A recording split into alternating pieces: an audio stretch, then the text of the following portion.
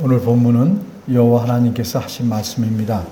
정확히 말하자면 오늘 본문은 학개라는 이름을 가진 선지자를 통해서 하나님께서 주신 말씀입니다.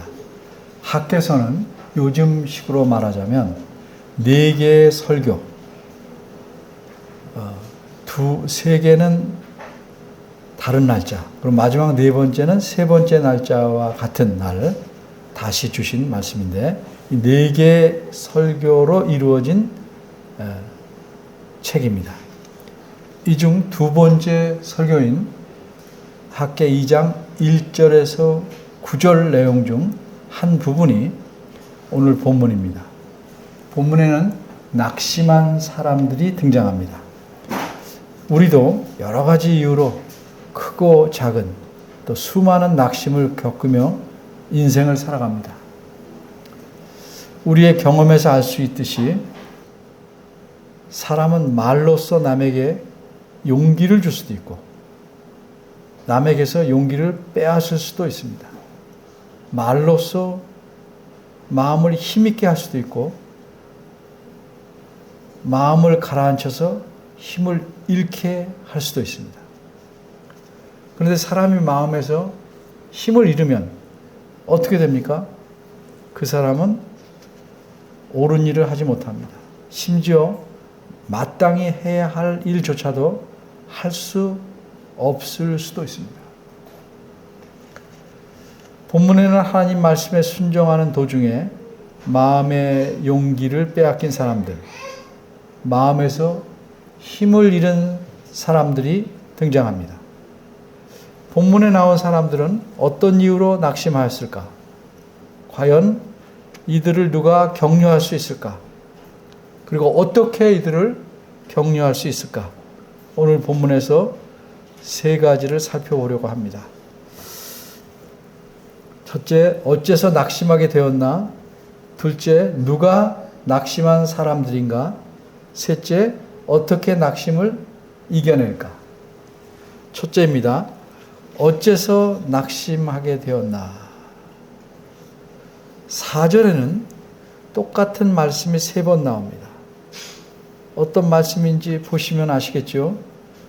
그렇습니다. 스스로 굳세게 할지어다 라는 말씀입니다. 이 말씀이 무슨 뜻일까요? 이것은 마음을 강하게 하라 하는 뜻입니다. 몸을 강하게 만드는 것은 시간이 걸립니다. 그런데 마음을 강하게 하는 것은 그렇지 않을 수도 있습니다. 순식간이라도 마음은 강하게 할 수 있습니다. 어떻게 그렇게 할 수 있습니까? 같은 말이 겹치지만 마음을 먹으면 할 수 있습니다. 근데 그렇게 하겠다고 마음을 먹는 일은 남이 해줄 수 있는 일은 아닙니다. 자기 스스로 해야 하는 일입니다. 그래서 하나님께서 내가 너희 마음을 강하게 하겠다 이렇게 말씀하지 않고 스스로 마음을 강하게 하라 이렇게 명령하신 것입니다. 본문에 나온 사람들은 지금 마음이 몹시 약해졌습니다. 일을 해야 하는데 일에 대한 기쁨이 없어졌습니다. 일할 힘이 빠졌습니다. 사람들이 열심히 하려고 일을 시작했는데 시작한 지 채 한 달도 안 되어 일을 멈추게 생겼습니다. 마음이 가라앉았기 때문입니다. 마음이 가라앉아서 약해지는 것도 순식간에 있을 수 있습니다. 예를 들면 아이가 모처럼 마음 먹고 공부 좀 해보려고 합니다. 그래서 부모님께 자기의 각오를 말합니다. 공부 열심히 해보겠다 하는 각오를 말합니다. 다짐하는 뜻으로 말하는 것입니다. 한편은 또 부모를 안심시키겠다는 참 기특한 마음으로 말하는 겁니다. 그런데 불행하게도 부모님이 이렇게 대답합니다. 이런 부모님들이 꽤 있어요. 뭐 부모와 자녀 싸움에 있는 게 아니고 남편과 아내 또 식구들 간에도 얼마든지 있을 수 있어요. 어쨌든 부모님이 이렇게 대답합니다. 시큰둥하게. 그래, 다행이네. 그런데 맘만 있으면 뭐하니? 그렇게 계속할 의지가 있어야지. 어디 며칠이나 가나 보자. 내가 열심히 해봤자 뭐 이렇게 뒷말을 흐립니다. 이 말을 듣고 난 아이는 공부할 마음이 남아있겠습니까? 여러분 어떻게 생각해요? 남아있겠어요? 조금 전까지만 해도 그 각오를 가진 마음이 눈처럼 녹아서 사라질 겁니다. 혹 공부할 마음이 남아있다면 그거는 순수한 용기가 아니고 정말 더러운 오기를 담은 마음일 수 있습니다. 그런데 이렇게 순수하지 않은 마음으로 한 일은 열심히 하면 할수록 결국에는 자신에게 손해고 남에게도 피해를 주는 결과를 가져옵니다. 오늘 본문에는 반드시 해야 하는 일인데도 무려 16년 동안이나 나 몰라라 하고 내버려 두었던 일을 다시 하려는 사람들이 있습니다. 그것은 하나님의 성전을 짓는 일이었습니다. 그런데 성전을 짓는 일에 팔을 채 걷어붙이기도 전에 이들의 마음이 약해졌습니다. 힘이 빠졌습니다. 왜 그랬습니까? 그 사회에서, 특별히 옛날 사회에서는 무시할 수 없는 사람들이 말한 말 때문입니다. 그렇게 힘 빠지는 말을 한 사람들은 누군가? 그 사람들은 노인들이었습니다. 이 노인들은 3절에서 알 수 있듯이 지금 지으려는 성전이 너무 초라하다고 말합니다. 이전에 자신들이 보았던 솔로몬 성전에 비하면, 자신들이 어렸을 때 봤던 솔로몬 성전에 비하면 지으려는 성전은 초라하다. 원어로는 아무것도 아니다. 이렇게 말합니다. 그러니 이런 성전을 지어봤자 하나님이 기뻐하시겠냐는 겁니다. 이런 노인들의 말에 일리는 있습니다. 백성들이 생각하기에도 자신들이 지으려고 하는 이 성전은 정말 허술하고 초라했습니다. 근데 왜 이렇게밖에 지을 수 없냐면 너무 가난했기 때문에. 돈도 없고 물자도 없습니다. 인력도 적습니다. 이 말을 듣고 이 사람들은 성전 짓기에 힘이 빠졌습니다.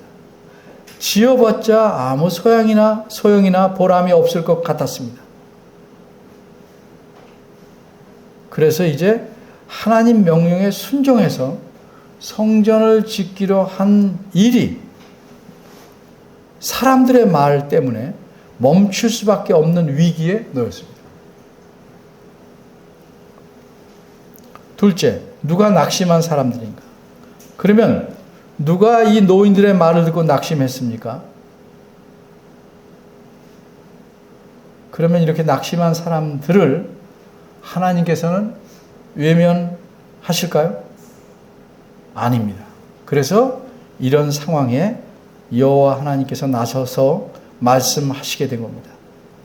마음에 힘이 빠져버린 사람들을 격려하시려고 선지자를 통해서 말씀하신 겁니다. 근데 이 낙심한 사람들이 누구입니까? 그들은 여호와의 명령에 순종하여 성전을 짓기 시작한 사람들입니다. 이렇게 여호와께 순종하려는 사람들을 하나님은 모른 채 하시지 않습니다.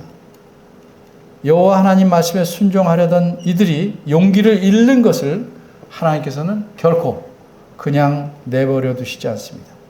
그래서 이들을 하나님은 격려하시려고 말씀하는 것입니다. 그래서 또 마음을 강하게 하라, 스스로 굳세게 하라, 이렇게 말씀하신 것입니다. 그러면 여호와 하나님께서 누구에게 스스로 굳세게 하라 라고 말씀하셨습니까? 먼저는 4절에 보는 대로 스룹바벨입니다. 이 사람이 누구입니까? 학개서 1장 1절을 보면 중간 부분에 유다 총독 스룹바벨이라는 표현이 나옵니다. 이 사람은 유다 백성을 다스리는 총독입니다. 어린이를 위해서 좀 설명하자면 총독이 있는 나라는 독립된 나라가 아닙니다. 총독이 있는 나라는 다른 나라의 지배를 받는 식민지입니다. 예를 들면 우리나라가 나라의 권리를 빼앗기고 일본의 지배를 받은 36년 동안에는 일본 사람이 총독이 돼서 우리나라 백성을 거칠고 악하게, 교활하게 다스렸습니다. 어린이들도 알다시피 예수님을 십자가에 못 박은 빌라도라는 사람이 예수님 당시의 총독이었습니다. 로마라는 나라가 지배했기 때문에 유다 나라는 로마 사람인 빌라도 총독이 다스렸습니다. 그런데 예수님 시대보다 520년 전인 이때 유다 나라에도 총독이 있었습니다. 유다 나라는 페르시아라는 나라의 식민지였기 때문에 이때 페르시아, 우리말 성경에서는 바사라고 하는데 페르시아의 왕은 학계 1장 1절에 나온 다리오 왕입니다. 다리오. 이 다리오 왕은 식민지 곳곳에 총독을 세웠습니다. 그런데 그나마 다행인 것은 유다 나라에 세운 총독은 페르시아 사람이 아니고 유다 사람이었어요. 그 사람이 누구냐? 그 사람이 스룹바벨입니다. 스룹바벨은 만일 유다 나라가 나라를 뺏기지 않았다면 유다의 왕이 될 사람이었습니다. 그는 다윗 왕의 후손입니다. 그러기에 그는 비록 페르시아 왕의 총독이 되었지만 자기 백성인 유다 백성을 사랑했습니다. 이뿐만 아니라 그는 하나님 말씀에 순종할 줄 아는 지도자였습니다. 그래서 그는 백성들을 지도하여 하나님의 성전을 짓기 시작했던 겁니다. 그런데 그가 낙심했습니다. 힘이 빠졌습니다. 스룹바벨뿐만 아니라 여호수아도 힘이 빠졌습니다. 그래서 하나님께서는 여호수아에게도 스스로 굳세게 할지어다 이렇게 말씀하십니다. 근데 이 여호수아는 옛날 모세를 이어 이스라엘 지도자가 된 여호수아 이름은 같습니다. 그러나 4절에서 알 수 있듯이 이 여호수아는 대제사장입니다. 유대 백성의 종교 지도자입니다. 스룹바벨은 정치적 관리였지만 유다 백성의 종교 지도자는 여호수아였습니다. 그러니까 이 당시 유다 백성에게는 두 명의 지도자가 있었습니다. 스룹바벨과 여호수아. 지도자는 어떤 사람입니까? 백성들이 힘들 때 그들을 격려하여 바르게 이끌고 갈 책임이 있는 사람입니다. 그런데 이들이 힘이 빠져서 자신들도 버티기 힘들 정도이니 백성들을 이끌어갈 힘이 없습니다. 그래서 하나님께서는 이 두 지도자를 격려하시려는 것입니다. 그런데 여기 4절에서 우리는 독특한 점을 발견하게 됩니다. 그것은 무엇인가? 하나님께서 이 두 지도자뿐만 아니라 백성들까지 격려하고 계신다는 사실입니다. 이 땅 모든 백성아 스스로 굳세게 하라 라고 격려하십니다. 이게 독특한 사실인데 무엇과 비교할 때 다른 점입니까? 독특합니까? 학개서 1장 1절을 보면 알 수 있습니다. 학개서 1장 1절 말씀입니다. 하나님께서 처음에 선지자를 통해 말씀을 전하게 하셨을 때는 스룹바벨과 여호수아에게만 하나님 말씀을 전하게 하셨습니다. 물론 이 말씀의 내용은 백성 전체를 향한 것입니다. 그러나 처음에는 두 지도자에게만 전하셨어요. 왜 그러셨습니까? 이 두 지도자로 백성들을 하나님 말씀대로 잘 지도하도록 하시기 위함입니다.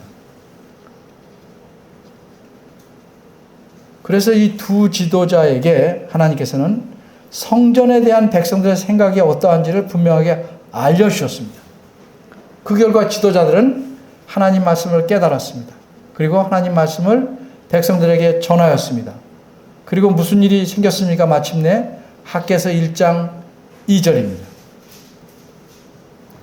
스룹바벨과 학개서 1장 12절입니다. 제가 잘못 읽었습니다. 스룹바벨과 여호수아와 남은 바 모든 백성이 그들의 하나님 여호와에게 순종하게 됩니다.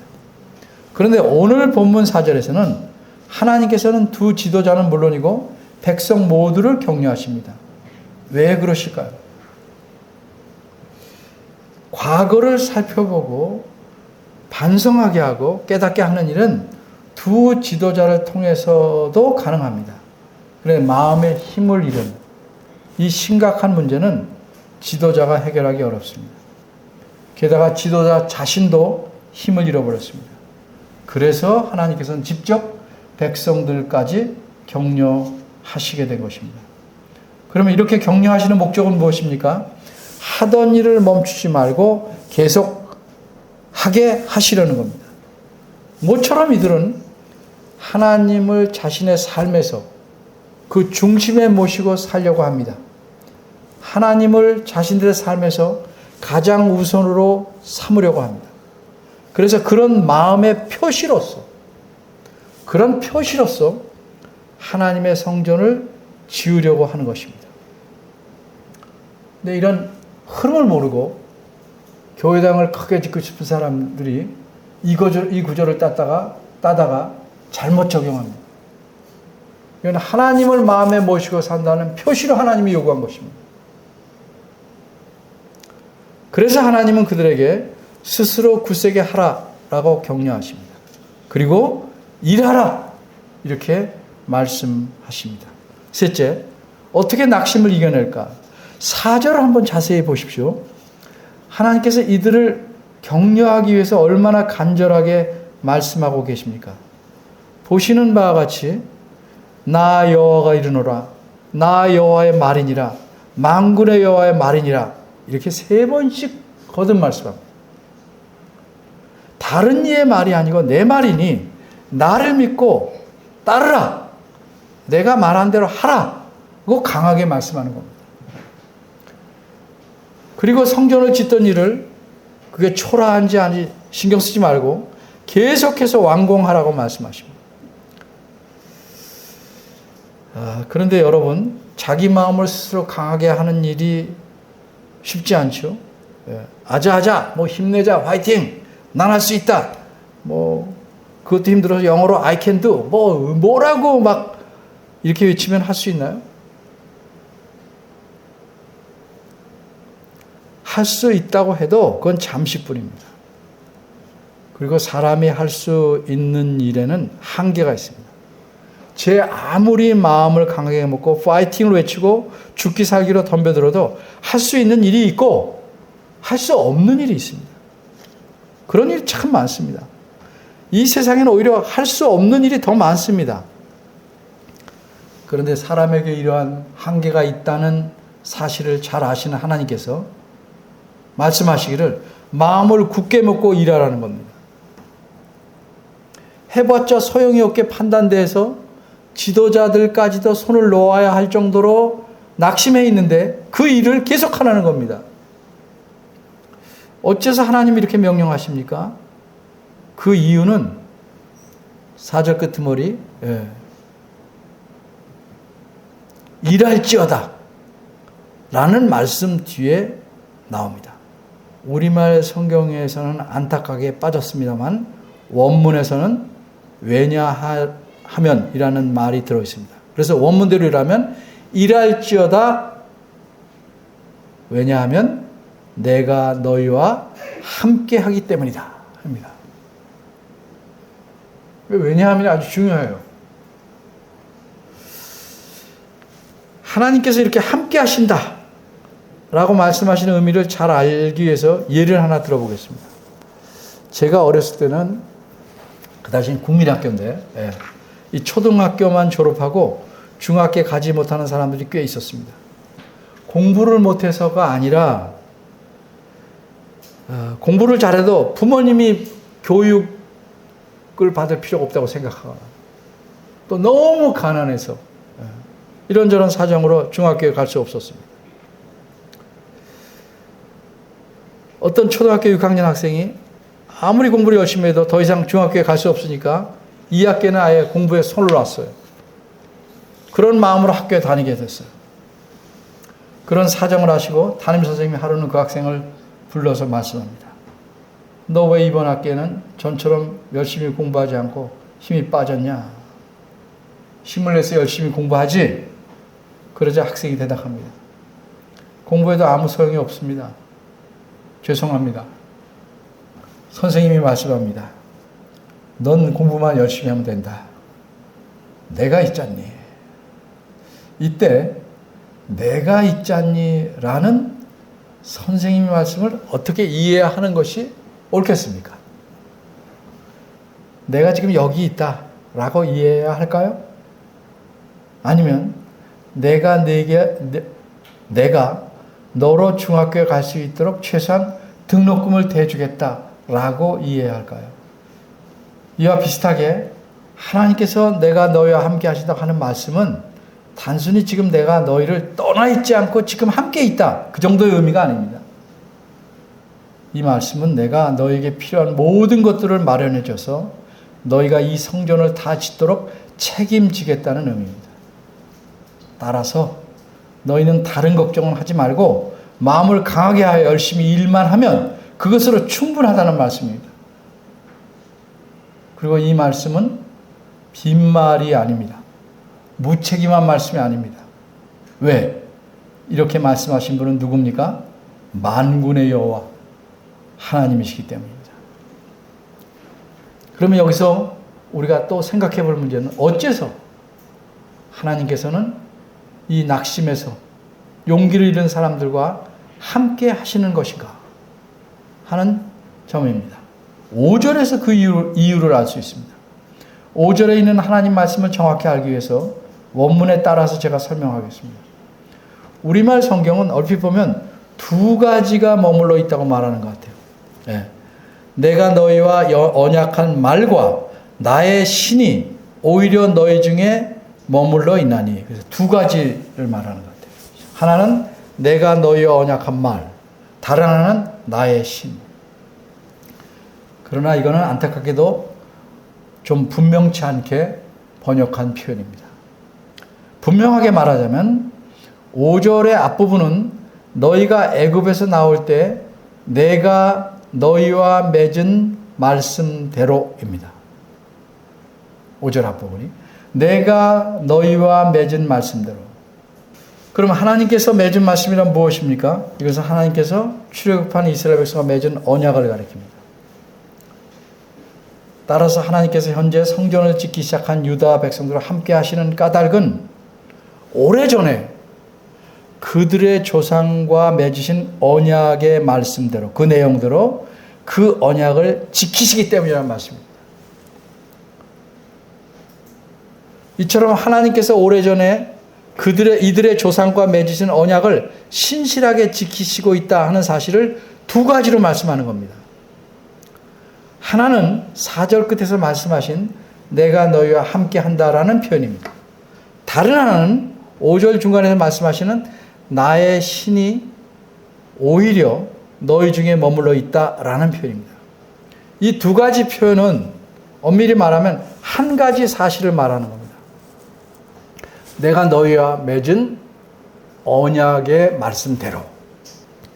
예를 들면 손을 내밀다라는 말을 손등을 내밀다라고 할 수도 있고 손바닥을 내밀다 해도 내용은 같습니다.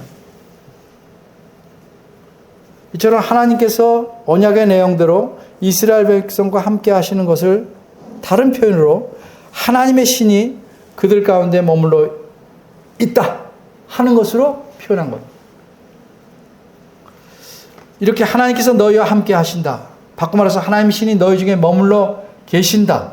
그러니 마음을 강하게 성전 일을 짓는 일을 중단 없이 계속해서 끝마쳐야 한다라고 말씀하는 거예요. 이뿐만 아니라 5절 끝부분에 있는 말씀대로 이들은 두려워할 필요가 없어요. 두려워말지어다. 이 일을 다 마칠 수 있을까?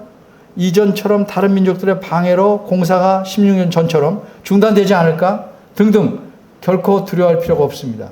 왜? 이런 문제는 하나님께 함께 하셔서 해결해 주실 것이기 때문입니다. 하나님은 그래서 5절 끝에서 너희는 두려워하지 말지어라 이렇게 말씀하신 겁니다. 그럼 이제 끝으로 생각해 볼 문제는 5절에 나오는 너희예요. 너희라는 말과 연관돼서 생각해 보겠습니다. 엄밀히 말해서 여기서 너희는 누굽니까? 유다 백성들입니다. 지금 성전을 짓다가 힘이 빠져서 계속 지어야 하나 말아야 하나 고민하는 스룹바벨과 여호수아와 유다의 백성입니다. 이들이 살고 있던 때는 주전 520년입니다. 다리오 왕 2년이 주전 520년입니다. 그리고 출애굽한 때는 주전 1446년입니다. 그러니까 이 당시 지금 학개서 본문 당시로부터 약 1000년 전에 이 사람들의 조상들이 출애굽했습니다. 현재 이 사람들이 출애굽한 것이 아닙니다. 이들은 포로로 살던 곳, 즉 옛날 바벨론 땅에서 돌아왔을 뿐입니다. 그런데 하나님께서 뭐라고 말씀하십니까? 잘 보십시오. 5절. 너희가 애굽에서 나올 때라고 말씀합니다. 1000년 전 얘기를 하고 계시다 이 말이죠. 또 한 가지는 하나님께서는 약 1000년 전에 이스라엘 백성과 언약을 맺으신 것이 맺으셨는데 이들의 조상, 출애굽한 조상들이었습니다. 그런데 뭐라고 말씀해요? 내가 너희 지금 성전을 짓고 있는 너희와 언약을 맺었다 이렇게 말해요. 너희가 애굽에서 나올 때 내가 너희와 언약한 이 너희는 지금 이 당시에 유다 백성. 어째서 하나님은 이렇게 말씀하고 계실까? 시간을 헷갈리시는가? 아닙니다. 그 이유를 살펴봐야죠. 조금 번거로울 수 있지만 신명기 5장 1절로 가겠습니다. 중요한 사실은 성경을 보면서 익혀놔야 정확하게 마음에 남습니다. 신명기 5장 1절에서 5절 269쪽입니다. 먼저 1절입니다. 1절을 보시면서 제 설명을 들으십시오. 모세가 모든 이스라엘 백성을 불러놓고 그들에게 말합니다. 근데 여기서 이스라엘 백성이나 누구냐 하면 출애굽할 때 어른이었던 이스라엘 백성이 아닙니다.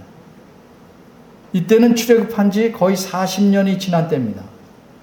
출애굽할 때 20살 이상이었던 사람들은 모세 외에 두 사람은 빼놓고 모두 광야에서 죽였습니다.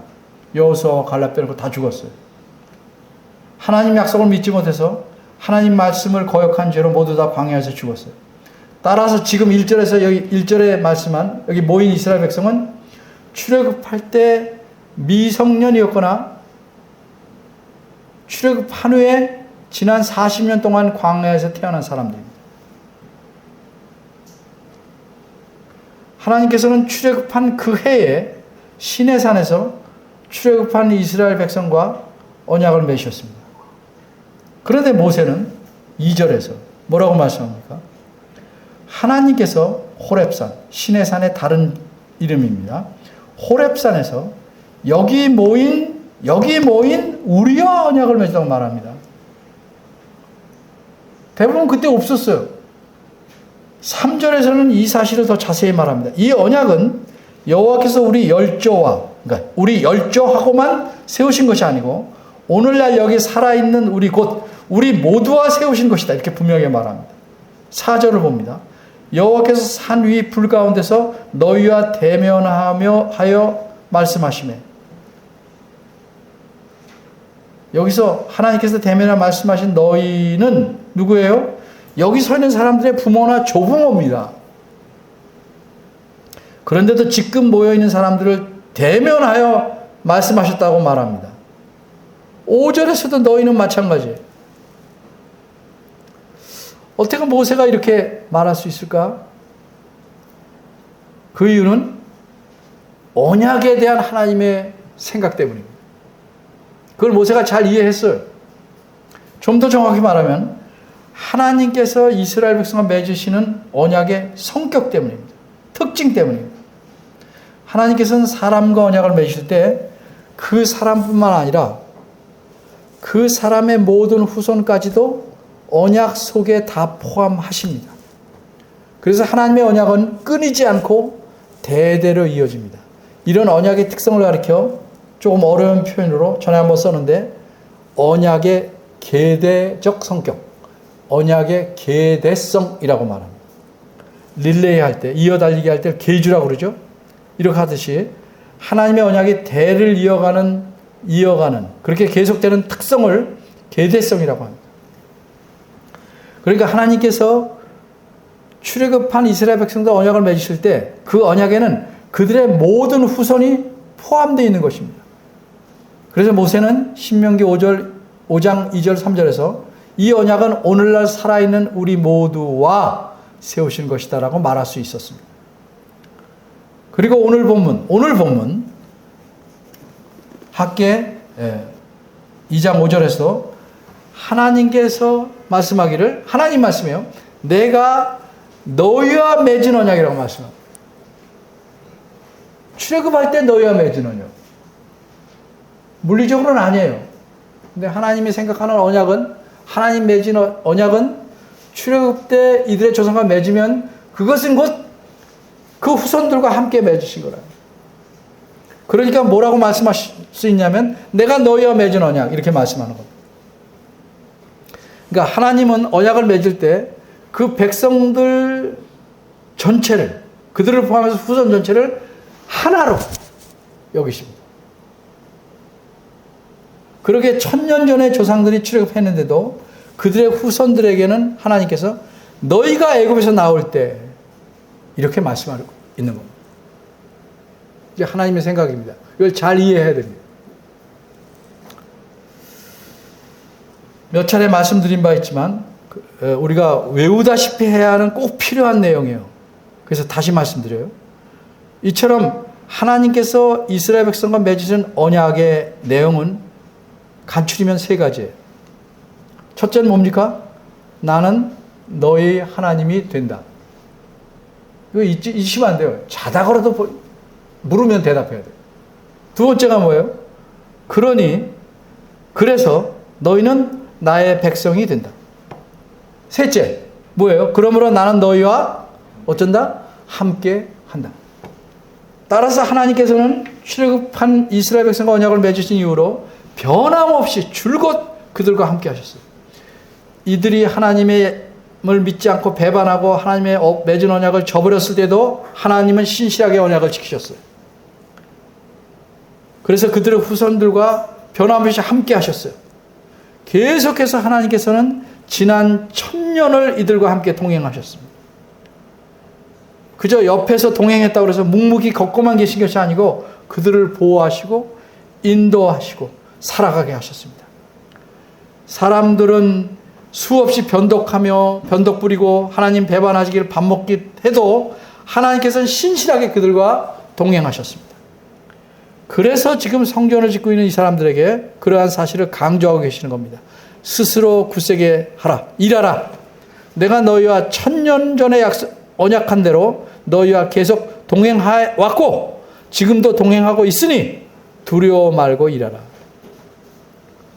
그리고 나의 신이 오히려 너희 중에 머물러 있다. 이 말씀에서 오히려가 아니고 표현을 바꿔야 돼. 여전히 너희 중에 머물러 있다. 이게 맞는 표현이에요. 내가 너희와 1000년을 동행해 왔으며 여전히 나의 신이 너희 가운데 머물러 있으니 너희는 하던 일을 계속해라. 이렇게 격려하신 겁니다.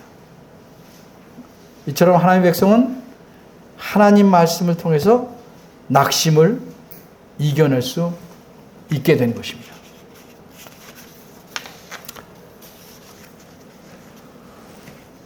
오늘 설교 제목이 낙심한 사람들 이렇게 해놨으니까 낙심한 사람들에게 초점을 맞춰서 설교하나 보다 라고 생각할 수 있어요. 지난주에는 또 불쌍한 사람들. 그런데 늘 말씀드리죠. 성경은 어디에 초점이 있다고요? 하나님. 낙심한 사람들, 불쌍한 사람들은 하나님 말씀을 듣는 대상들이죠. 성경은 항상 초점이 대상은 있지만 말씀의 초점은 하나님이에요. 그래서 오늘 본문에서는 어떤 하나님을 보여줍니까? 힘이 풀려 낙심한 자기 백성을 격려하시는 하나님이 드러납니다. 그리고 하나님께서는 자신이 얼마나 신실하게 언약을 지켜오셨고 지금도 지키고 계신지를 말씀하심으로써 그 지친 낙심한 백성들을 격려하셨습니다. 진정한 격려는 나는 할 수 있다! 이렇게 자신을 세뇌하거나 스스로 격려하는 데서 오는 게 아닙니다. 진정한 격려, 진정한 위로는 하나님께서 나를 어떻게 대하시는지를 아는 데서 나오는 겁니다. 왜 힘들 때, 슬플 때 우리가 위로와 격려를 못 받습니까? 딴 데서 찾아서 그래요. 하나님의 신실하심은 변함이 없어요. 하나님의 사랑은 끝이 없어요. 그래서 하나님은 천년을 자기 백성과 동행하셨어요. 옛날에 출애굽한 이스라엘 백성과 언약을 맺으실 때 하나님은 대표자로서 모세를 세우셨어요. 이렇게 모세를 통해서 이스라엘 백성은 하나님 백성이 되었고 그 후 천년을 하나님께서는 그들과 계속 함께 하셨어요. 그리고 계속 하신다고 또 말씀하십니다. 그러면 그들에겐 그랬는데 그 뒤에 무려 2500년이 지나서 살고 있는 우리는 어떠합니까? 우린 누굽니까? 내가 누군가 잊지 말라고 그러죠. 우리는 하나님의 백성이며 자녀예요. 이거 아주 중요한 사실입니다. 근데 우리가 어떻게 하나님 백성이 되었습니까? 하나님께서 예수 그리스도를 우리의 대표자로 세우셔서 새 언약을 맺으셨기 때문입니다. 그래서 예수님께서 마지막 만찬 때 이렇게 말씀하셨어요.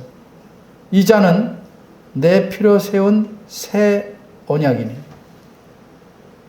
이것을 행하여 나를 기념하라, 기억하라 이거죠. 예수님께서 새 언약을 세우셨다. 새 언약의 대표자다. 그래서 우리는 새 언약에 속한 하나님의 자녀다. 이거 기억하라는 거죠. 그리고 하나님의 언약의 특성이 뭡니까? 이렇게 새 언약 안에 우리가 들어갈 때 우리뿐만 아니라 우리의 모든 후손도 새 언약에 포함된 것입니다. 그래서 우리는 어떻게 해요? 어린 자녀들이 신앙을 고백하기도 전에 믿는 자의 가정의 어린 자녀들에게는 새 언약 안에서 하나님 백성이 된 표시로 유아 세례를 받게 하는 겁니다. 다시 돌아와서 그러면 하나님께서 우리와도 동행하십니까? 어떻게 생각하십니까? 물론입니다. 그러면 1000년간 동행하실까요? 아닙니다. 1000년 아닙니다. 얼만큼 할까요? 이 세상 끝날까지. 그리고 영원히 함께 하십니다. 이 사실을 어떻게 알 수 있어요? 예수님께서 말씀하시기를 마태복음 28장 마지막 절에서 내가 세상 끝날까지 너희와 항상 어떻게 한다? 함께 있으리라. 고 말씀하셨어요. 그리고 함께 계시겠다는 표시로 뭐가 있습니까? 성령님께서 우리 안에 하나님의 자녀라는 표시로 함께 하신다는 표시로 우리 안에 계시는 것입니다. 그러니까 이 사실을 무겁게 받아들이면 사실로 받아들이면 어려운 상황에 놓여도 우리 삶에서 하나님을 우선으로 놓고 살아가야 하는 마음을 포기하지 말아야 합니다. 그렇게 하려니까 너무 힘들다. 상황이 더 꼬인다. 이러지 마시고 좀 더 인내하며 하나님을 중심에 모시고 살아가기에 힘써야 합니다. 예전에는 선지자를 통한 말씀으로 격려하고 위로하셨지만 지금은 하나님 말씀인 성경 말씀을 통해서 우리를 격려하십니다. 그래서 성경 말씀을 등한시하거나 멀리하는 분들은 이런 하나님의 위로와 격려를 얻기 힘듭니다.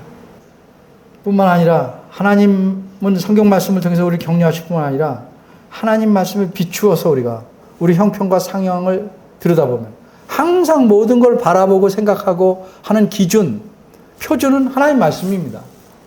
그 자세히 보면 하나님께서 우리에게 새 힘을 주시고 또 섭리를 통해서 여러 가지로 우리와 동행하고 계심을 경험할 수 있습니다. 여러분은 어려울 때 어디서 격려를 얻으려고 합니까? 사람들의 말, 도움, 이것도 격려가 될 수 있지만 자세히 들어보면 그것도 하나님의 손길에서 나온 것일 경우가 대부분입니다.